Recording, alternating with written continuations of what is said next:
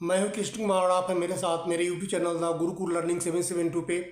Guys, आप लोगों को मैं आज एक इम्पोर्टेंट नोटिस दे रहा हूं रिगार्डिंग CTET 2024 के संबंध में।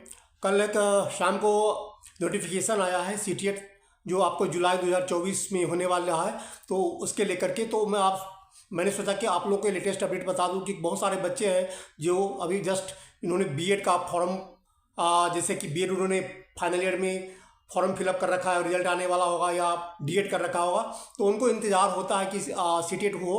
प्लस बहुत सारे बच्चे होते हैं जो पहले उन्होंने पेपर दिया है, उनका पेपर क्लियर नहीं हुआ है, तो फिर वो सोचते हैं कि हमारा एग्जाम क्लियर हो जाए। तो कल एक नोटिस आई है सीटेट के बारे में, इसकी मैं आपको बताना चाहूँगा। ये जो है आपका जो एग्ज़ाम जो है ना, ये 7 जुलाई को एग्ज़ाम होने वाला है। आपको 7 जुलाई 2024 को नेक्स्ट सीटेट होने वाला है और ये देश के 136 शहरों में होगा।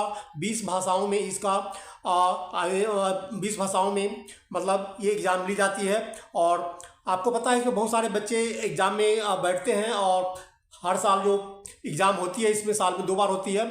तो इस बार तो आप लोगों का ये लास्ट चांस है। जो भी बच्चे बैठ रहे हैं मैं आपको बता रहा हूँ, अगर आप लोगों ने पहले नहीं क्लियर किया है तो कर लो, ना तो फिर भविष्य में इस तरह की मौका फिर मिलेगा नहीं। क्योंकि जब जनवरी 2025 की हम बात करेंगे तो उसका फिर नया पैटर्न आ जाएगा। और नया पैटर्न में आपको पता है कि हमने बताया भी है कि CBSE और NCTE के बीच में मीटिंग हुई है, जिसमें आपने देखा होगा कि CTET पेपर फर्स्ट या पेपर सेकंड हुआ करता था, लेकिन अब 9th-10th के लिए CTET पेपर थर्ड और 11th-12th के लिए CTET पेपर फोर्थ भी होगा। तो जो बच्चे इस को सुन रहे हैं तो आप पूरी अच्छी तरह से ध्यान लाकर सुन लो कि अगर आपने इस बार नहीं क्लियर किया तो आपके लिए आने वाले समय में थोड़ा मामला हुआ और गंभीर होगा और आपके लिए उतना ही कठिनाई होने वाला है। क्योंकि अभी तो सीटेट पेपर सेकंड आप कर लेंगे तो आप 10th तक के बच्चों को पढ़ा सकते हैं, लेकिन अगर इस बार नहीं करते तो नया पैटर्न आया है जिसमें आपको क्या करना है कि 9th-10th के लिए अलग होगा आपका सीटेट पेपर थर्ड, और 11th-12th के जो बच्चे मास्टर डिग्री करके डायरेक्ट करते थे उनको सीट की जरूरत नहीं पड़ती थी, तो उसमें भी सीटेट फोर्थ आने वाला है। तो वही चीज़ आपको मैं बताने वाला हूँ कि इसमें कुछ चीज़ चेंज होने वाला है आने वाले टाइम में। तो ये जो है जुलाई 2024 जो है ये लास्ट है आपको न्यू पैटर्न का, ओल्ड पैटर्न का। तो कोशिश करें कि आपको ये चीज़ जो है क्लियर हो जाए इस बार। और आपको जो इसमें जो ऑनलाइन आवेदन करने की जो प्रक्रिया है 7 मार्च से ही स्टार्ट हो गई है और आपका जो अंतिम तिथि है वह 2 अप्रैल 2024 अंतिम तिथि है। याद रखें 7 मार्च से स्टार्ट हो चुका है और 2 अप्रैल लास्ट तिथि है ऑनलाइन अप्लाई करने की सीटेट में। इसके अलावा मैं आपको बात करूं सीटेट के बारे में, तो सीटेट में बहुत सारे बच्चे, पिछले बार भी 27 लाख बच्चे ने फॉर्म फिलअप किया था और करीब करीब 21 लाख के बच्चे पेपर दिए थे, जिसमें से आप ये समझ लिए कि 3 लाख बच्चे क्लियर करीब करीब किए हैं, जिसमें से 1 लाख जो क्लियर किए हैं आपको पेपर सेकेंड और 2 लाख क्लियर किए हैं पेपर फर्स्ट। तो इस तरह आप देखेंगे तो कोई खास जो रिजल्ट है इसमें आता नहीं है। क्यों नहीं आता है कि बच्चे की जो पढ़ने का तरीका है वो गलत है। बच्चे ये नहीं समझ पाते कि जो हम पढ़ते हैं कहाँ से, वो ये सोचते हैं कि जिस तरह आजकल आप देखते हैं कि फास्ट फूड होता है कि बहुत जल्दी जल्दी 15 दिन 1 महीने में तैयारी करें और निकल जाए, ऐसा नहीं होता है। आपको सीटेट की जो तैयारी है ना बहुत गंभीर तरीके से करनी पड़ती है और उसमें आपको इधर उधर से पढ़ने की जरूरत नहीं है। आपका जो NCERT की बुक है ना, NCERT की बुक पढ़ो। NCERT के बुक्स में 100% क्वेश्चन जो होते हैं NCERT के बुक्स आते हैं। जो बच्चे एवर 90% है 95% है वो तो चलो 15 दिन 1 महीना में पढ़ कर एग्जाम क्लियर कर लेंगे, लेकिन जो बच्चे 50% एकेडमिक क्वालिफिकेशन जिनका 50% है ग्रेजुएशन में या आपको 10+2 में, उन बच्चों को थोड़ा टाइम लगता है, उनको टाइम लग जाता है 3 से 4 महीने तैयारी करने में ढंग से। तो इसी स्थिति में आपके लिए जो है जितने भी आप आपने पढ़ा है एकेडमिक पे, जो भी आपने पढ़ा है NCERT के बुक्स, उसमें आप मतलब पूरा अंदर से जाकर आप पढ़िए, अंडरलाइन करें आप उसको, क्या क्या चीज़ आपको पढ़ना है अंदर से पूरा। ऐसा नहीं कि सिर्फ मेन चीज़ आपको पढ़ना है, अंदर आप पूरा पढ़ेंगे तो सारा चीज़ आपको सिलेबस से रहता है। सीटेट के पूरा सिलेबस जो होता है ना, जो आपको स्टेट की जो बुक होती है हर स्टेट की, या सीटेट के लिए आपको जो NCERT की बुक्स है वहाँ से आपको मिलता है। तो इसमें आपको कुछ मैं एक्स्ट्रा बताने कुछ नहीं कर रहा हूँ कि वही चीज़ है जो पिछली बार जो हुआ था। आपको बताऊँ कि इसकी जो एलिजिबिलिटी क्या है, इसमें जो है कि आपका अगर आपने डीएड किया है या डीएड स्पेशल एजुकेशन किया है तो आपके लिए 10+2, आपने 12वीं जो किया है वो आपका 12वीं में 50% आपका मार्क्स होना चाहिए, तब आप इसमें आप आवेदन कर सकते हैं। और प्लस जो आपने डीएड कर रखा आपने डिप्लोमा इन एजुकेशन कर रखा है, चाहे जिस भी नाम से, कहीं जेबीटी के नाम से जानते हैं, कहीं बीटीसी के नाम से जानते हैं, जिस भी नाम से जाने जाते हो, आपने डिप्लोमा इन एजुकेशन कर रखा है, डिप्लोमा इन स्पेशल एजुकेशन कर रखा है, तो ऐसी स्थिति में आप इसका फॉर्म आप फिलअप कर सकते हैं। प्लस इसमें क्या है कि आपको जैसे ग्रेजुएशन में जो है, तो ग्रेजुएशन में फिर सेम है कि 50% आपका मार्क्स होना चाहिए आपका ग्रेजुएशन में, प्लस आपने बीएड किया हुआ है तो उसमें 50% मार्क्स होना चाहिए।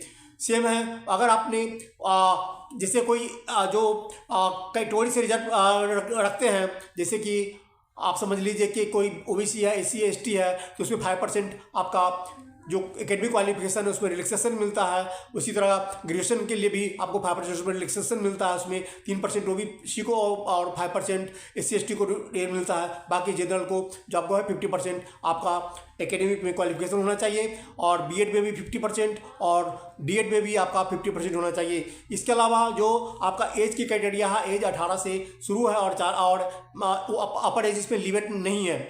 अपर एज तो कम मिनिमम है, आपको 18 साल का है तो आप इसको पेपर दे सकते हैं। इसके अलावा आपको सारे कुछ आपको पता ही है। इसमें ज़्यादातर जो आपको बताऊं, जो बच्चे पहले से दे रहे हैं उनको तो सब कुछ पता है। बाकी जो बच्चे नए हैं तो उनको मैं बता दूं, इसको पास करने के लिए आपको सीटेट पास करने के लिए जो एग्ज़ाम का जो ये है, आपको 60% पर पास होता है, मतलब 150 नंबर का क्वेश्चन होगा और 150 मार्क्स होते हैं, और 150 मार्क्स में 150 मिनट होते हैं, और कोई नेगेटिव मार्किंग नहीं होती है। उसमें 90 पे जनरल कैंडिडेट को पास करना पड़ता है। 150 का 90 150 का 60% 90 होता है, तो जनरल कैंडिडेट को 90 लाने हैं। ओबीसी एससी एसटी को 5% रिलैक्सेशन मिलता है, तो इसी स्थिति में 82 पर जो ओबीसी है, एससी एसटी को 82 पर क्वालिफाई करना पड़ता है। तो आपको मैंने बता दिया, आपको मेन चीज़ जो एलिजिबिलिटी है, एज बता दिया, आपको जो सिलेबस है, सिलेबस जो होगा आपका जो मेन आपने पढ़ा है 10+2 आपने या ग्रेजुएशन आपने जो पढ़ा हुआ है, तो उसमें आपको बच्चों को जो आपको इसमें पढ़ाना पड़ता है पेपर फर्स्ट के लिए, थे पहली से लेकर 5वीं क्लास तक जो पेपर आप क्लियर करते हैं, तो उसी स्थिति में फर्स्ट पहली से 5वीं के अंदर से जो क्वेश्चंस होगा उस तरह के क्वेश्चन सेट किए जाते हैं। प्लस ग्रेजुएशन लेवल में पेपर सेकंड के लिए आपको 6ठी से 8वीं तक आपने जो अपने पढ़ाई कर रखा है आपने, तो उसमें से क्वेश्चन आपको सेट किए जाते हैं, और ये जो है एनसीईआरटी के बुक्स पर आधारित होता है। जो लैंग्वेज फर्स्ट और लैंग्वेज सेकंड इसमें होता है, तो लैंग्वेज फर्स्ट में आपको 30 नंबर लाने हैं, लैंग्वेज सेकंड में भी आपको 30 नंबर लाने हैं। अब आपकी भाषा की बात करूँ तो आपको पता ही है, भाषा जो है 20 भाषाओं में ही होता है, कहीं कहीं अलग है लैंग्वेज फर्स्ट, कहीं अलग है लैंग्वेज सेकंड। तो आप ये देख लीजिए किस लैंग्वेज को आपने ले रखा है, लेकिन फर्स्ट में भी 30, सेकेंड में भी 30 लैंग्वेज में। इसके अलावा आपको फर्स्ट पेपर की हम बात करते हैं तो मैथ्स में आपको 30 नंबर लाने हैं। इसके अलावा आपको ईवीएस में 30 नंबर लाने हैं।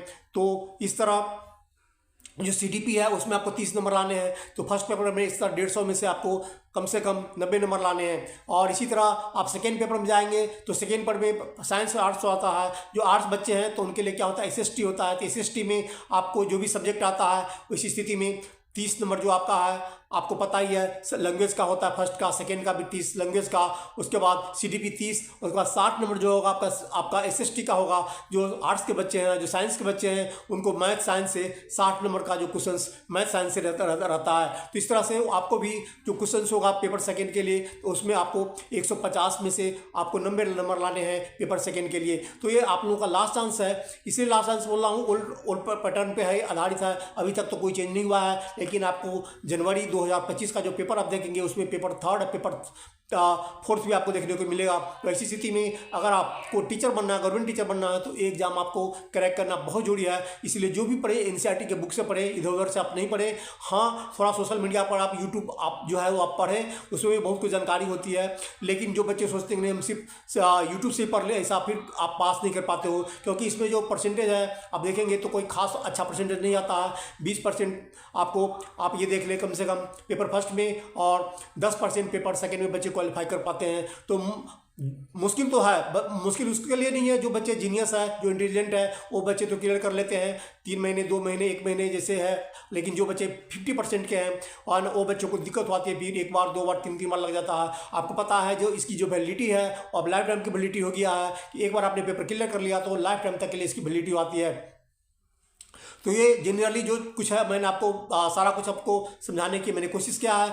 अगर आप हमारे चैनल पर द गुरुकुल लर्निंग 772, तो जो हमारा चैनल है द गुरुकुल लर्निंग 772, हमने भी आपको सीटेट के जो सिलेबस होता है उस पर हमने सीटीपी के बहुत सारे टॉपिक हमने डाल रखा है। आप जब द गुरुकुल लर्निंग 772 आप ये करेंगे तो बहुत टॉपिक जो आपको सीटेट को देखने को मिलेगा। प्लस जो बच्चे पेपर सेकेंड क्लियर कर रहे हैं उसमें आपको मैं जीएस के जो कंटेंट है वो मैं डालता हूँ। जैसे जीएस में आपको पता ही है, अभी जैसे मैंने आपको पॉलिटिकल साइंस जो है, पोल साइंस हुआ, वो मैंने पूरा पढ़ा रखा है। उसके बाद और भी सब्जेक्ट उसके अंदर जो है मैंने किया हुआ है। आप कुछ उसमें रह रहा है, जैसे ज्योग्राफी उसमें रह रहा है, अभी हमने क्लियर नहीं किया हुआ। तो कोशिश है आप हमारी, जैसे कि ज्योग्राफी है और भी जो है, तो उसमें जो एसएसटी के बच्चे उनको थोड़ा मदद मिलेगी। तो जो भी है, आप सीटेट के जो बच्चे हमसे आप जुड़ सकते हैं इसमें। हमारा जो जैसे कि अब मैं DSSB हुआ या BPSC 3.3 चल रहा है या BPSC 3.4 जो आने वाला है, तो उसमें मैं जीएस का कंटेंट डालता रहता हूँ। इसी स्थिति में आपको हमारा जो आपको ये मिलेगा आपको जीएस, तो उसमें आपको मदद होगा एसएसटी का। या साइंस है तो उसमें आपको सीडीपी जो हमारा आप देखेंगे, जो कुछ हमने डाल रखा है उसमें, अगर आपका बेस क्लियर है, मेरे कहने मतलब आप कंसेप्ट क्लियर है, तो आप कई बच्चे क्या होते हैं ना कि सीटेट तैयारी करते तो रटते हैं, रटने वाले बच्चे सीटेट में पास नहीं होते हैं। क्योंकि आपको 150 क्वेश्चन में आपको मैं बता दूं, जो जनरली 90 क्वेश्चन होते हैं ना, वो सीडीपी से होते हैं। क्यों? क्योंकि लैंग्वेज में भी देखेंगे तो 30 नंबर का है, तब 15 नंबर सीडीपी होगा, 15 नंबर आपका हिंदी होगा। फिर इंग्लिश में भी 15 नंबर इंग्लिश और 15 नंबर सीडीपी। आप ईवीएस में भी ले लेते सेम है, मैथ में भी ले लेते सेम है, 30 नंबर में 15 नंबर सीडीपी आता है। तो 90 नंबर का जो आपका सीडीपी आता है, अगर उसको आप कंसेप्ट क्लियर है तो आप थिंकिंग बेस्ड क्वेश्चन होता है, आपको जो देखेंगे उसमें जो मेन जो कंसेप्ट है वह नहीं पूछा जाता, उसके आधार पर पूछा जाता है क्वेश्चन। तो आप समझने की कोशिश करें थिंकिंग बेस्ड, उस क्वेश्चन को आपने समझ लिया, आपका मेन जो कंसेप्ट क्लियर है, तो आप एग्जाम है जो बहुत आसानी से क्लियर कर सकते हैं। एक छोटी सी जानकारी थी जो आपके लिए मुझे शेयर करना था सीटेट के बारे में। अगर आप चैनल पर नए हैं तो गुरुकुल लर्निंग 772 को सब्सक्राइब करें, लाइक करें, दोस्तों शेयर करें। Thanks for watching.